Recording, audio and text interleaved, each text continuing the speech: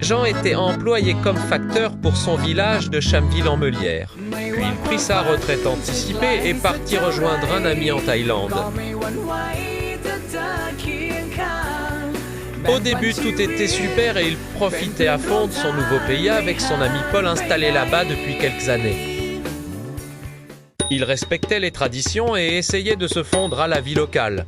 Il donnait plein de bons conseils sur Facebook, comme ne pas craindre de ne pas avoir le permis moto pour conduire un scooter.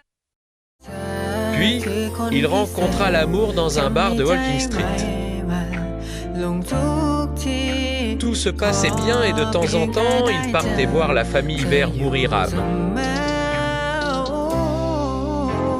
Puis un jour, Kwai, le buffalo de la famille tomba malade.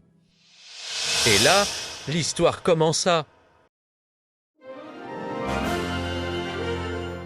Dans cet épisode, Jean Farang part en vacances avec Apple, sa copine, dans le Nord. Jean connaît les traditions thaïlandaises et il rencontre de jeunes moines dans un temple. Il part en safari et peut enfin voir des fauves féroces et des tribus reculées se promener librement sur le dos des éléphants et profiter de massages divins. Un soir, il sort à Chiang Mai et rencontre un nouveau copain suédois. Ils se comprennent pas du tout mais passent une super soirée.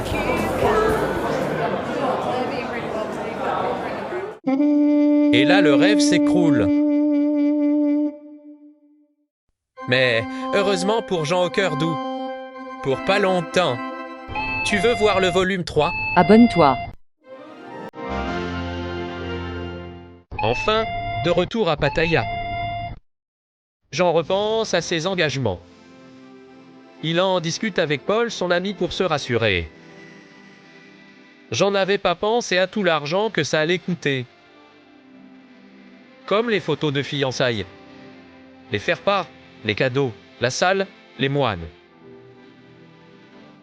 Jean avait une maigre retraite de facteur, mais heureusement, il avait un livret A depuis des années avec quelques économies.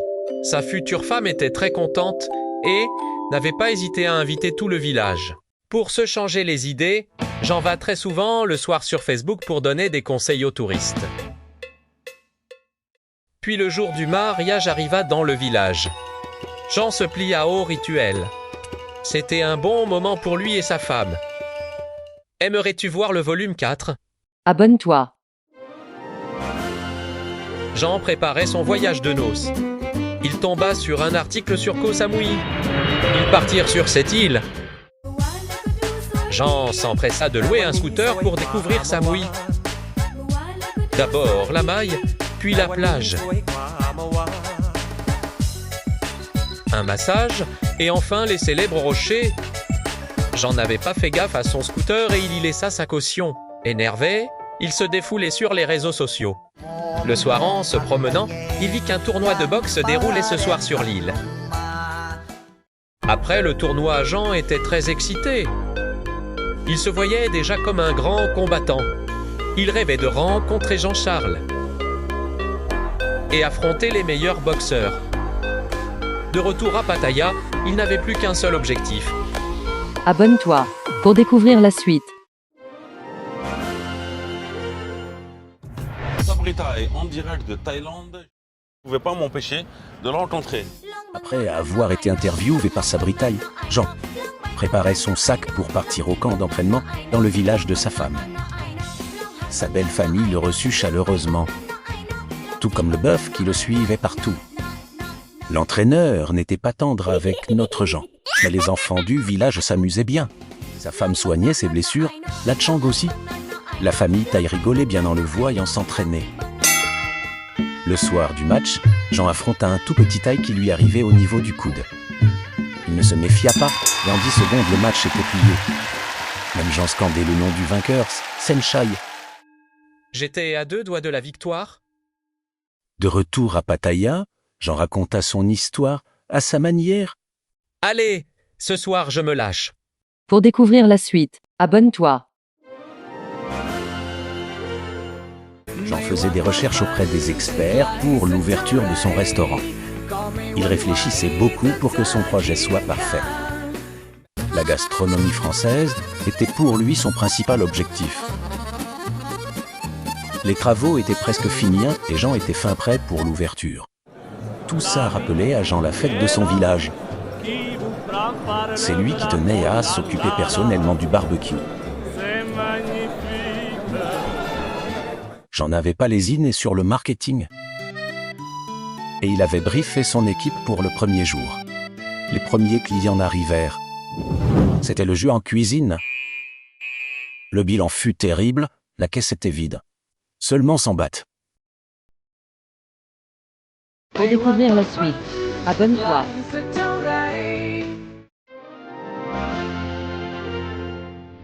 Jean et sa femme vont passer quelques jours à Bangkok pour la première fois. Ils ont pris un hôtel vers Khao San Road. Même si Jean ne connaît pas la capitale, il ne se gêne pas pour donner des conseils aux touristes. Jean et sa femme visitent le Wat Po, le Wat Arun et le marché flottant. Jean négocie un bateau pour visiter les Klang de Bangkok. Il découvre des endroits fabuleux et surprenants. Il était même à 2 doigts de s'acheter une montre de luxe. En fin de journée, Jean et sa femme sont allés boire un verre au rooftop de l'hôtel Les Buas. Avant de rentrer en passant par Khao San Road, la rue de la Soif. Le lendemain matin, Peul, la femme de Jean, voulait absolument lui montrer quelque chose. Elle l'amena dans le centre commercial, le plus cher de Bangkok. Le soir, Jean s'empressa de publier son ressenti sur Facebook. Pour découvrir la suite, abonne-toi. Dans cet épisode, Jean se lance sur les réseaux.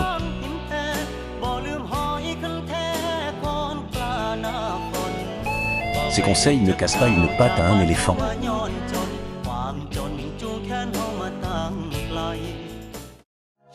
Parfois, il fait des directs, mais ça ne se passe pas forcément comme Jean l'aurait souhaité. Alors Jean dope son profil. Et il se forme sur son nouveau hobby. Lors d'un direct, il en oublie la caméra et commence à entamer une danse pour sa femme. Le compteur explosa. Il avait trouvé un public. Même la police locale lui demandait de faire sa danse. Un jour, il a même été invité à la télé nationale. Mais la célébrité naissante de Jean ne plaisait pas trop à sa femme.